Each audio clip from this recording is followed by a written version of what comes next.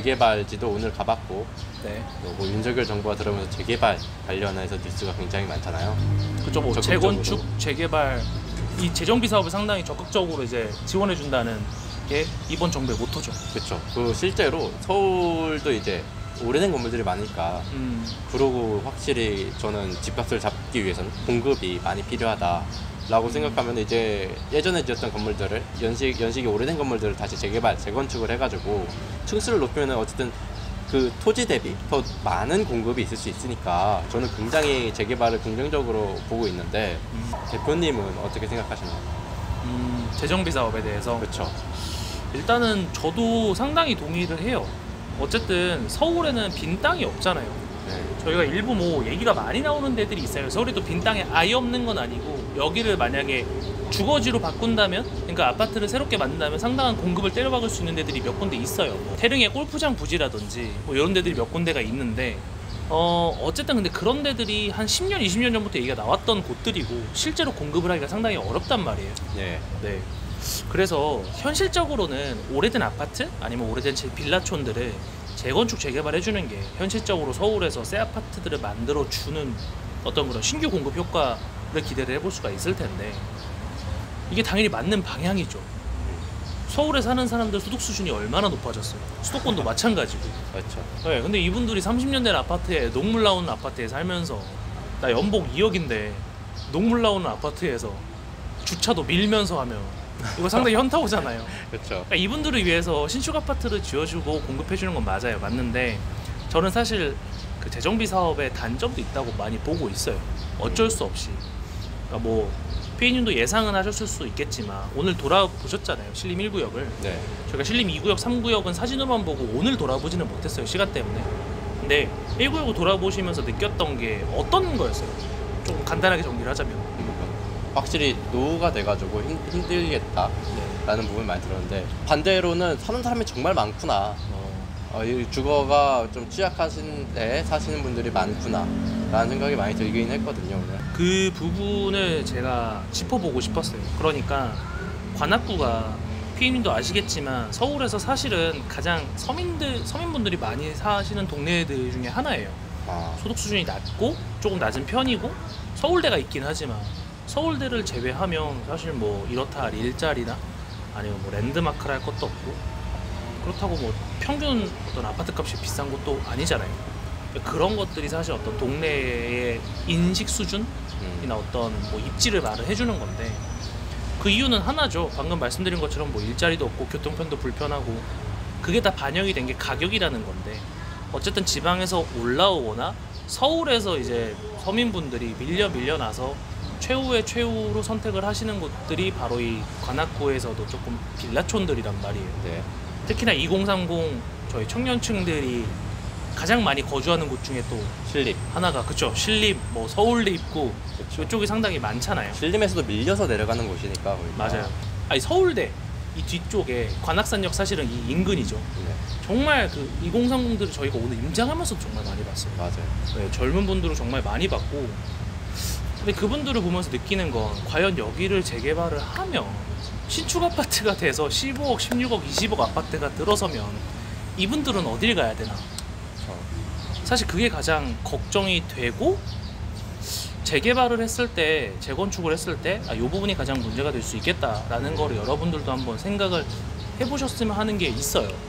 그러니까 목자는 그렇게 말을 할 수도 있죠. 뭐 서울에 땅값이 이렇게 비싼데 비싼 집을 지어주고 소득이 안 되는 사람은 당연히 밀려나가서 사는 게 맞지 않냐. 이게 얼핏 들으면 맞을 수도 있는데 잘 생각해보면 좀 폭력적인 말이거든요. 이거 상당히 폭력적일 수 있어요. 가정에서 일어나는 폭력적인 일들인 것 같아요. 그쵸. 이게 사실 뭐 전 정권을 막 공격하는 건 아닌데 제가 굳이 따지자면 논리가 비슷해요. 세금을 많이 올린 다음에 너 이 세금 못 버텨? 그럼 팔아. 이거랑 비슷하거든요. 어떻게 보면. 그렇기 때문에 조금 유토피아적인 주장일 수 있지만 이렇게 오래된 재개발지를 재건축을 해주고 재개발을 해주면서 동시에 서민의 어떤 주거 복지도 생각해 줄 수 있는 방안이 필요한데 이게 사실 힘들죠. 네, 정부가 하기 힘든 거니까. 그래서 이제 민간 다주택자들한테 혜택을 주는 방안이 정말 필요한 거고. 저도 마침 또 오늘 아침이죠. 저희 지금 촬영하는 날짜가 21일인가요? 그쵸? 21일 아침에 이 전월세와 관련돼 가지고 전월세로 들어가시는 임차인 분들에게 혜택을 주는 그런 어떤 임대인 분들에게 또 혜택을 주는 그런 방안들이 또 발표가 됐어요. 세부적인 안이나 시행이 어떻게 되는지는 조금 더 지켜봐야겠지만 방향성은 맞다고 보이고, 다만 이렇게 한다고 해도 어쩔 수 없어요. 저는 서민분들이 임시로 막아주는 정도, 혜택을 준다는 건 막아주는 거고, 정말 근원적으로는 그런 오래된 빌라 같은 거를 민간 사업으로 그냥 대규모 아파트가 아니라 재건축을 할 수 있게 해줘라, 아니면 좀 증축을 할 수 있게 해줘라 라는 부분들이 저는 필요하다고 생각하거든요. 사실 그것도 근데 쉽진 않아요. 어쨌든 사업성이 나와야 되는 건데, 그쵸. 정부가 빚을 내서, 그러니까 세금으로 진행을 하게 되는 거죠. 이렇게 진행을 하는 게 아니라면 사실상 민간에서 사업성 하나만 보고 밀어붙여야 되는 일인데, 아무리 서울이라 그래도 모든 사업 지역이 다 사업성이 나오는 건 아니에요. 그러니까 조합이 생기기도 하고 와야 되기도 하고, 어느 곳은 또 재건축이 되기도 하고, 어디는 또 뉴타운이 지정이 됐다가 풀리기도 하고 그런 거거든요.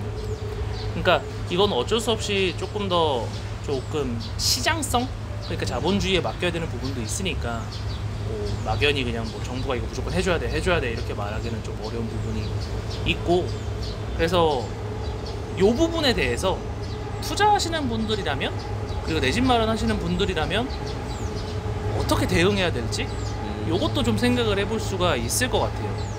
그러니까 저는 좀 조심스럽긴 한데, 재개발 사업성이 조금이라도 있는 빌라를 매수해 두는 것도 나쁘지는 않겠다 싶어요. 빌라 매수. 예, 그게 뭐 근데 부담스럽지 않은 가격이어야 돼요. 예를 들어서 막 저희가 화가라 그러죠. 말도 안 되는 사업성도 안 나오는 재개발지 가가지고 여기는 재개발이 이렇게 됩니다 하면서 그림 그리는 화가들이 있어요. 뽕볼 넣는 사람들. 네, 프로 계획러들. 네, 저희가 그걸 화가라 그래요. 그렇게 해놓고 피를 만들어 놓고 본인들은 쏙 빠지는 그런 이제 좀 일부 좀 안 좋은 분들이 있는데, 그런 거 좀 피해가지고 좀 프리미엄이 과하게 붙지 않고 그래도 살만하고, 좀 이렇게 서민분들이 밀려서 여기까지도 오실 수도 있겠다 라는 생각이 어떤 적당히 괜찮은 빌라나 그쵸. 다세대 뭐 다가구 이런 거 취득해 놓는 것도, 만약에 투자하시는 분들이라면, 그리고 아파트 투자만 하시는 분들이라면, 난 빌라 너무 싫은데? 난 아무리 그래도 빌라 투자는 좀 황금성이 떨어지고 무서운데? 라고 생각하시는 분들이라면, 이분들이 밀려서 더 밀려서 여기가 다 재개발 재건축이 돼가지고 신축이 돼서 더 이상 살 곳이 없어서 밀려나는 분들이 어디로 가실까? 그거를 한번 생각을 해보시는 것도, 아니면 멸실 수요도 생각을 해볼 수 있겠네요. 그쵸? 제가 지금 말씀드리는 게 어떤 멸실에 관한 부분이니까 그분들이 멸실이 되면 어디로 갈까에 대해서 생각을 해보면 조금 추론이 가능하겠죠? 이분들이 과연 어디로 출퇴근을 하시나? 어떤 일을 하시나? 그러면은 여기가 멸실이 되면 이쪽으로 몰려오겠구나. 경기도의 여기, 그 다음에 인천의 싼 여기. 곳은 여기구나. 그쵸? 그럼 거기를 미리 매수를 해두시거나, 아니면 내 집 마련해두시고 본인이 어떤 인플레이션 방어가 되는 거죠. 자산 가치의 방어를 할 수 있는 그런 식의 어떤 대응을 펼치는 게 좋을 수 있겠다. 네, 단순히 그냥 이제 서울에 다 새거돼 이런 식으로 방관하시기보다 대응이 필요하겠죠. 저희 같은 서민들은. 서민 아파트나 서민 부동산도 뭔가 이제 미리 투자해서 선진입해서 수요가 있으니까 그거에도 투자를 해볼 만하다라는 말씀이시겠네요.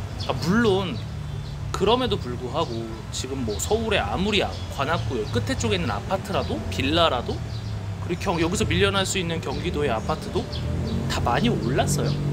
그래서 지금 당장 그 가격을 주고 사시라 이렇게 말씀드리는 건 진짜 절대 아니고요. 그렇게 하시면 정말 큰일 나고, 다만 본인이 진짜 그 밀려나는 수요를 한번 생각을 해보고 고민을 해보고 투자를 이렇게 하는구나 라고 어떤 공부를 하는 개념, 그리고 정말 내 집 마련을 하셔야 되는 분들, 이런 분들에 한해서 생각을 해보시라는 거니까 그 지점을 한번 같이 고민을 해보면 괜찮겠다. 네, 이렇게 말씀드리면서 재개발의 어떤 그런 안 좋은 면이라 그러면 좀 그렇지만 뒷면들 같이 생각해봐야 되는 것들, 재개발로 다르게 돈을 벌 수 있는 방법은, 그렇죠. 다르게 돈을 벌 수 있는 방법들이라고 그렇게 정리를 할 수 있겠습니다.